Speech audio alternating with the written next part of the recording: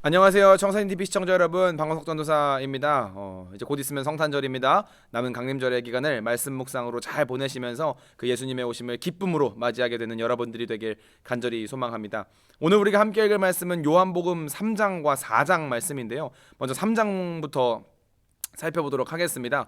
3장은 세례 요한이 에논 땅에서 세례를 베풀 때의 일입니다. 이때 예수님과 제자들 역시 그 유대 땅에서 세례를 베풀고 있었다고 말을 합니다. 그러던 중에 요한의 제자들이 그들이 세례 요한에게 가서 약간 불평의 말을 합니다. 어떤 내용인가 보니까 사람들이 다 예수님에게 가서 세례를 받더라 라고 말을 하는 겁니다.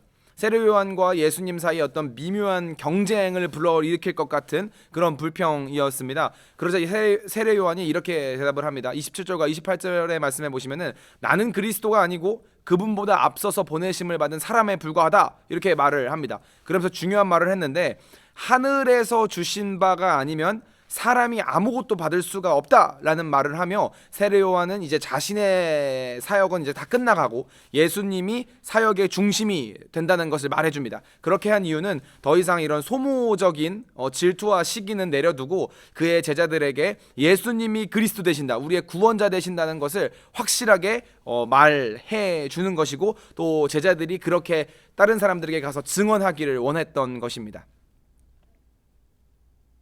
이어서 29절 말씀에 보시면은 신부를 차지하는 사람은 신랑이고, 다시 이어서 29절 말씀에 보시면은 신부를 차지하는 것은 신랑이고 신랑의 친구는 신랑이 오는 소리를 들으려고 서 있다가 신랑의 음성이 들리면 크게 기뻐하는 사람에 불과하다라는 어떤 유대 전통을 빌려와서 그렇게 이야기를 합니다. 그리고는 이제 앞으로는 예수님이 흥해하겠고 나는 그저 쇠하여야 하겠다는 말을 하면서 주연이 아닌 조연으로서의 역할을 마무리하는 것을 볼 수가 있습니다. 세례 요한은 31절과 32절 말씀에도 이어서 예수님이 어떠한 분이신가를 다시 한번 제자들에게 말을 해줍니다. 하늘과 땅의 차이가 얼마나 큰지 알 수가 없듯이, 그렇게 크듯이 하늘에서부터 오신 예수님과 땅에 속한 사람인 자기 또한 그 차이가 엄청나다라는 것을 말해 주는 겁니다.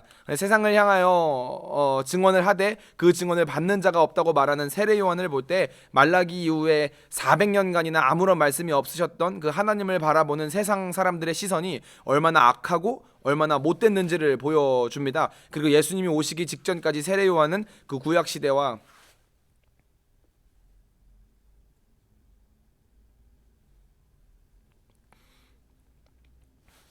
다시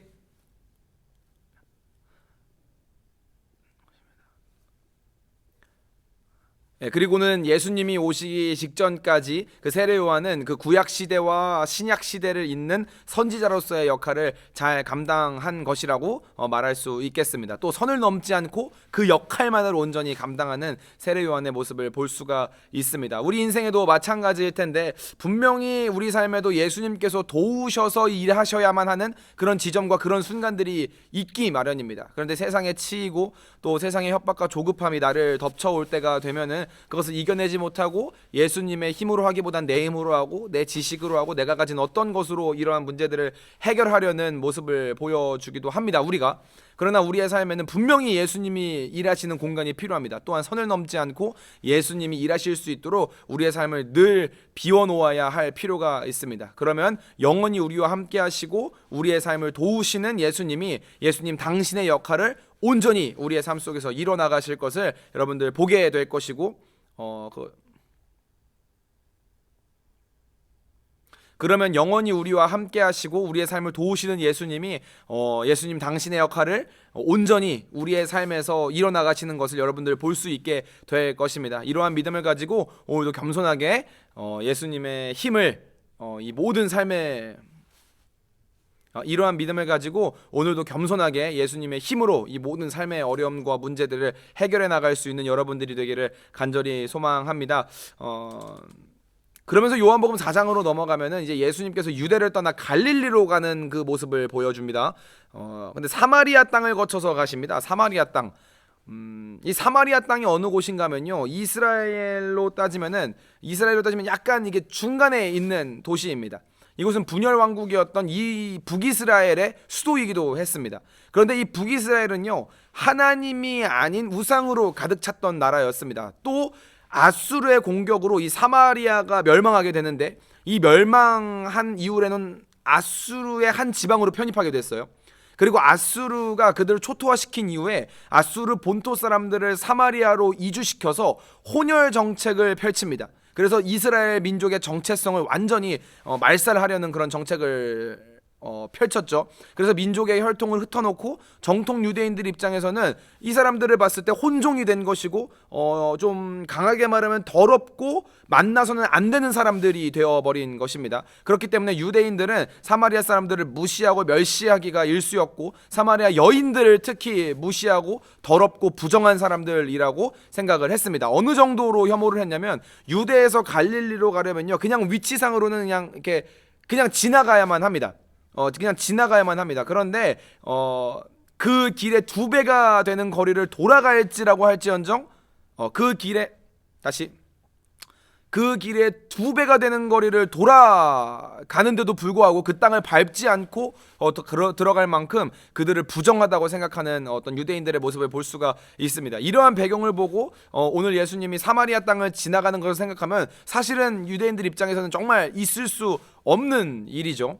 거기다가 오늘은 사마리아의 사마리아 여인에게 먼저 가서 말을 거는데, 이거는 유대인들 사이에서는 당시엔 굉장히 엄격하게 금지되어 있던 사항이었기 때문에 굉장히 파격적인 행보라고 볼 수가 있습니다. 그러나 예수님은 이 파격적인 행보를 통해서 우리에게 말씀하시는 것은 구원이 유대인의 것만이 아니라 모든 사람에게 있음을 강하게 이야기하는 것이라고 볼 수도 있습니다. 거기서 사마리아 여인은 그냥 목마름을 해결하고자 한낮에 우물에 나온 것에 불과했고, 또 우리 또한 우리의 인생을 살아가다 보면 그냥 우리의 표면적인 목마름과 표면적인 어려움을 채우기 위해서 이렇게 살아가지만, 예수님은 그 안에 있는 진짜 문제를 파악하시고 그 문제를 해결해 주십니다. 우리에게 그리고 영원히 목마르지 않는 구원의 기쁨을 선물해 주십니다.